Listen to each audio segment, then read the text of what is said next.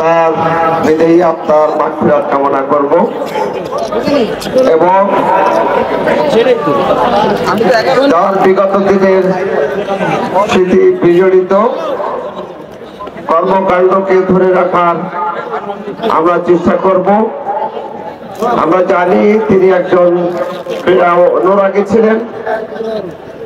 Cricket, football, এমনই ভাবে বাংলাদেশের যে ধরনের খেলা প্রচলিত আছে সবগুলো খেলার সাথে তিনি সবসময় সংশ্লিষ্ট থাকতেন।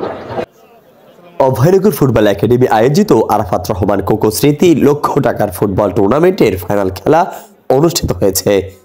যশোর অভয়নগরের নোয়াপাড়া শঙ্কর পাশা সরকারি মাধ্যমিক বিদ্যালয় মাঠে আরাফাত রহমান কোকো স্মৃতি লক্ষ টাকার ফুটবল টুর্নামেন্টের ফাইনাল খেলা অনুষ্ঠিত হয়েছে। ফাইনাল খেলায় প্রধান অতিথি হিসাবে উপস্থিত ছিলেন জাতীয়তাবাদী দল বিএনপির কেন্দ্রীয় নির্বাহী কমিটির সদস্য ও সিনিয়র যুগ্ম সম্পাদক কৃষক দল কেন্দ্রীয় কমিটি ইঞ্জিনিয়ার টি.এস. আইয়ুব। বিগত 18 বছরের দুঃশাসনে শেখ হাসিনার রসরলে পড়ে বাংলাদেশের মাটিতে তিনি কিন্তু অবস্থান করতে পারছিলেন না। বিদেশের মাটিতেই তিনি চিকিৎসারত অবস্থায় মারা যান। আমরা তার স্মৃতিকে ধরে রাখার জন্যই ফুটবল আয়োজন করেছি।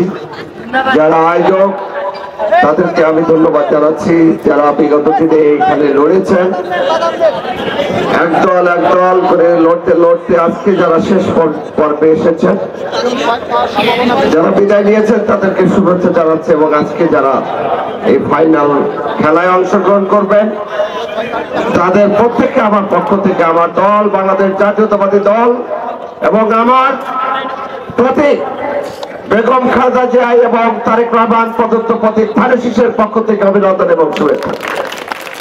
বিশেষ অতিথি হিসাবে উপস্থিত ছিলেন নোয়াপাড়া সার ব্যবসায়ী সমিতির সভাপতি আলহাজ আব্দুল গনি সর্দার, সাধারণ সম্পাদক আলহাজ শাহজালাল হোসেন, বাংলাদেশ সুপ্রিম কোর্ট সহকারী attorney general Nure Alam Siddiqui Sohag, Roman jute mills director Rakibul Islam প্রমুখ।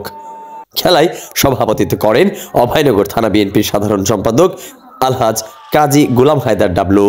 শ্বাসরুদ্ধকার এই ফাইনাল ম্যাচে ঝিনাইদহের বিপরীতে স্বাগতিক অভয়নগর ট্রাইব্রেকারে জয়লাভ করে। শেখ আলী আকবর, গাংচিল টিভি, ডেস্ক রিপোর্ট।